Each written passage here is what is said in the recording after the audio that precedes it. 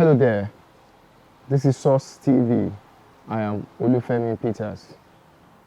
I am joined by Prince Olalekan Tejuoso, a chieftain of the People's Democratic Party in Ogun State and the Ogun State coordinator of the Atiku/Okowa 2023 campaign. Good day, sir. It's a pleasure to have you. I'm also happy to be with you. Good day to our viewers and the listeners. All right, sir. Let's start off by, discussing the chances of the PDP presidential candidate in the 2023 elections, Alhaji Atiku Abubakar. How would you rate his chances at the polls? I think he has a good chance. If you look at the last election 4 years ago, I was at the Supreme Court in Abuja. By the server of the INEC, Atiku won the election. But unfortunately, it was not signed into law. That was why the court could not take it as an evidence. Good enough, it has been signed to law. That is why Adeleke was able to win in OSUN. Okay. With that base of 12 million people, Atiku is somebody who has structure all over the country. And I've had the opportunity of traveling the 36 states of Nigeria by road. And I know the strength of Atiku in all the 36 states of the Federation. Don't forget his antecedents. Started with the PDM that transformed into PDP. I have confidence that this man is a total Nigerian. He has friends all over the 36 states. He has a structure all over the 36 states. And if you look at his family background too, his first wife is Yoruba, the second wife is Hausa, the third wife is Igbo. So he's a complete man. And this is somebody who will not want to jeopardize the future of his children, the Yoruba children, the Hausa children, and the Igbo children. So in summary, Alhaji Atiku Abubakar is very good on ground in all the 36 states of the Federation. All right, sir. It's interesting that Alhaji Atiku Abubakar is contesting at a time when the clamor for a shift of the presidency to the south is at its all-time high now. People are saying that it is time for the south to produce president, and we also have the APC candidate, who is Asiwaju Bola Ahmed Tinubu, who is also contesting at the same time. Do you think that the fact that Asiwaju Bola Ahmed Tinubu is contesting, it might be difficult for Atiku to eventually now actualize his dream of becoming president? Taking the presidency to the south is the gimmick of the APC. The last president of Nigeria under PDP, Jonathan from the south. Yes, sir. Then PDP has to be fair and take it back to the north. Because APC knew that they are going to be shortchanged. That was why they were clamoring for the south. Let them clamor for the south in their own area. Buhari is the current president from the north, so let them look for somebody from the south. As far as PDP is concerned, our last president was Goodluck Ebele Jonathan from South. And it is good for us to take it back to the north so that we can have the balance. So as far as the rotation to the south doesn't concern PDP, it's the gimmick of APC. Let them go with it. And look at the 6 zones of Nigeria: northwest, northeast, north central, southwest, south, southeast. Southwest had it before. If APC is interested in bringing it to the south, why do they give it back to the southwest? It's the greed. We in PDP were very fair and liberal. The zones that had never had it before, northeast and southeast. South had it. Yes. Southwest have it. North central also yet to have a shot at it. So we have given it to northeast that never had it before. That is where Atiku is from.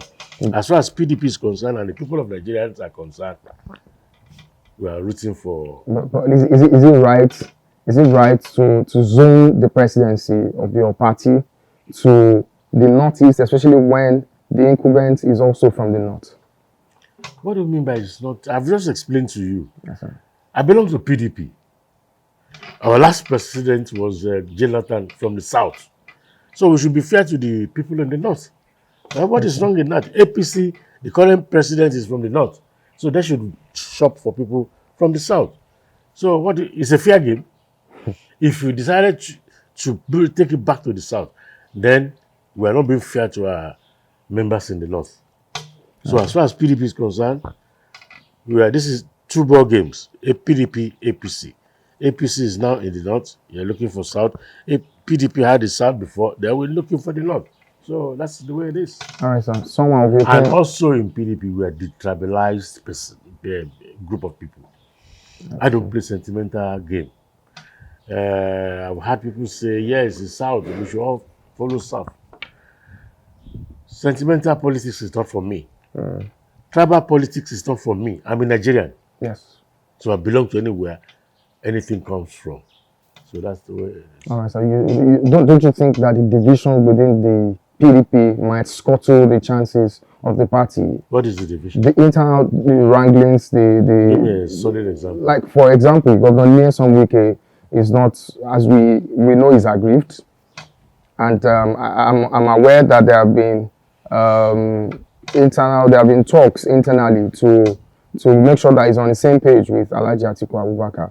But if we also know that the APC are also wooing him to leave the APC, to leave the PDP and join them in the APC. So don't you think this might affect the chances of the PDP at the election, sir? There's no internal wrangling.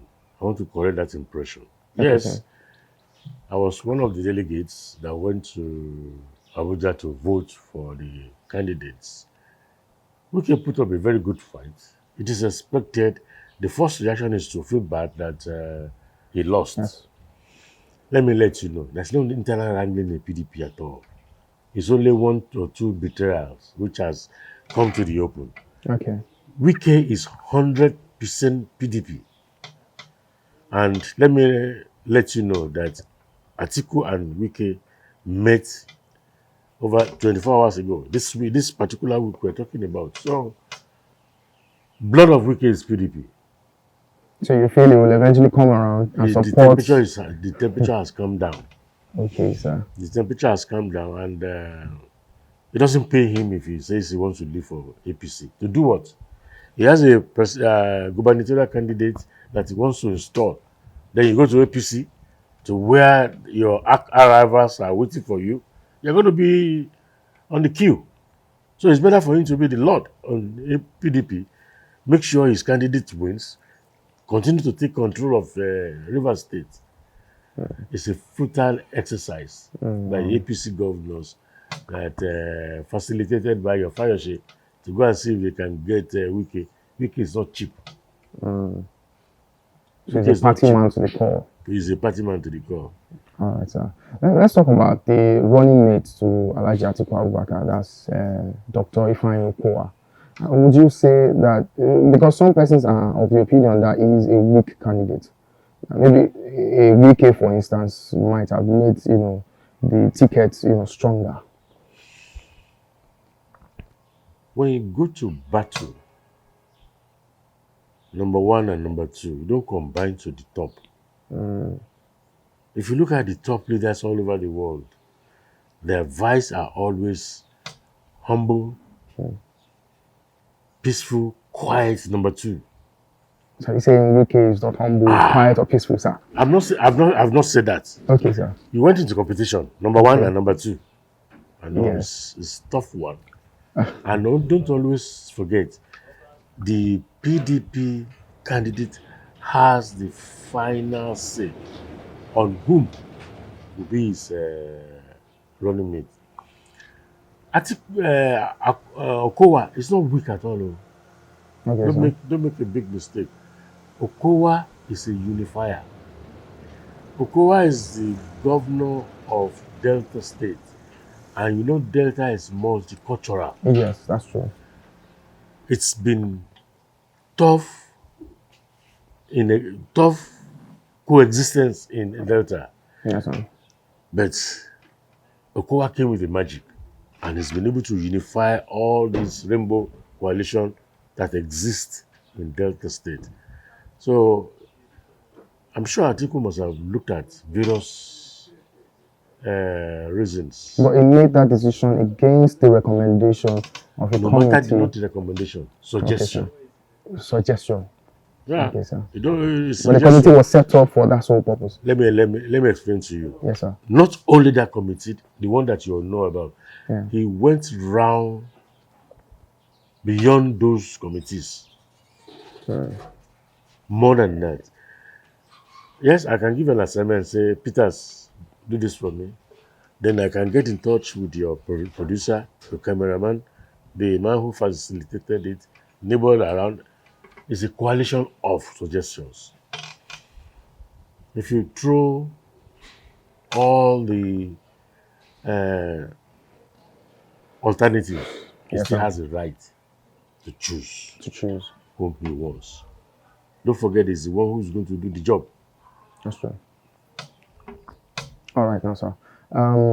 There's a large section of Nigerian youths who are against the candidature of Asiwaju Bola Ahmed Tinubu and even Atiku. You know, they feel that they are old politicians, and then we don't need to recycle such politicians. We don't need to have them on. You know, we don't need to have them in the 2023 conversations. So, why do you think that an Atiku presidency would, spell good fortunes for Nigeria, sir? I schooled in the US, and I look at the political history of America, because that's where we all look up to. And I have a relationship with Great Britain. I look at the political history of Great Britain and in connection with France. There's nothing you can compare with when it comes to experience. Look at Trump, Biden, Jimmy Carter, Bush 1, Bush 2. Understood. What category can you look of them? And look at England too. What is his name? Is it David Cameron? Cameron. Yeah. The one that was just booted out. Yeah, booted out. And look at the other leaders there. What is their age range? It's only France that I just come up with Macron, somebody who is young. He's young. And France are doing they're doing well. So the older ones are not doing well. Well, they're doing well. The jury is out. Then now Nigerians now say they talk about obedience. Yes. Yes. Obi is not it's not a young politician. Yes, he's not. He belongs to the old category, so he can't brand himself as young. Even his vice is younger than him.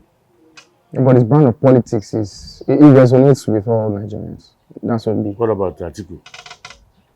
Atiku resonates with everybody. Same thing the Bola Tinubu. Atiku is ready to be if your youth of Nigerians are looking for the brand I want to sell, go to Showore. That's the brand that will say we want youthful representative. Yes. But not to be. Obi is not new. Obi is not young. So what else? But it represents fresh ideas. It represents. It represents fresh ideas. Yes. He was able to do the fresh ideas in Anambra. Wow. Look and listen to what people talk about him when he was governor of Anambra. You see, you don't come with abracadabra slogan and you think you want to buy the whole nation. My dear brother, if you travel around Nigeria, you know that you don't sit down somewhere and think you have the whole of Nigeria in your hands. No, it doesn't work like that. My dear brother, let me tell you, he has no councillor, he has no local government, he has no representative, House of Rep, no Senate. You want to be president. It doesn't work like that. By the time you go into politics, you know how many polling units we have in Nigeria? Over 7,000. We have 774 local governments. How many representatives he has in all those areas? You don't become a president by wishful thinking. No, it doesn't work like that. It'll be somebody I like, but he's jumping too fast. You have 774 local governments. Yes. In each local government, minimum of 3,000 polling units. Polling units. You have agents in all those areas. Yeah, let him continue to sell himself. Yeah, we'll continue to look at him and consider him for the future, but not now. So you don't think that age is a limiting factor for No. for Atiku? No, not at all. Not at all. You see, governance is not something you just change overnight. Even Macron in France, that he says I'm representing the youth. You know how many times he's been attacked? So, and let us. It's a transition we all want. Fresh idea, fresh air. Yes. I like the slogan of Obi, from consumption to production. To production. Good. Everybody would want to stop. It was part of the consumption. So it was part of it. So we all want to transit from consumption to production, which is the easiest way. What is the strength of America? What is the strength of Britain, Germany, France? All it's because of their production. And the latest power now is China. Yes. What is the strength? Because of production. Yes. If you want to do production, there are some indices that you must correct. Power is not here in Nigeria. You say you want to do production. Let us face that first. By the time we stabilize power, then we'll be able to talk about production. So it's a transition. It's not something that can happen in 4 years. But So you are a stakeholder in the Atiku campaign, sir. Now, what are those things that you think an Atiku presidency would bring to the table for Nigerians? The most important thing is power. When there's power, the economy will change. Number two, our source of income is oil. Buhari came and promised us that he was going to do refineries. That is what's supposed to be giving us money. Unfortunately, we drill, export, refine, and bring it back home. The second thing is to Atiku is for us to do what is right in that oil industry.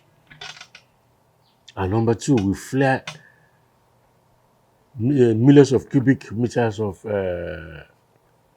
cubic tons of gas that could have turned into income for us. By the time you do power that the artisans can now go to work and do their job with ease, that is building the economy from the grassroots. Then from the top, oil and gas, we do it, we make more money, then we'll be able to do production. So we all move from consumption. All right, sir. But you see, sir, PDP had enjoyed like 16 years of uninterrupted power.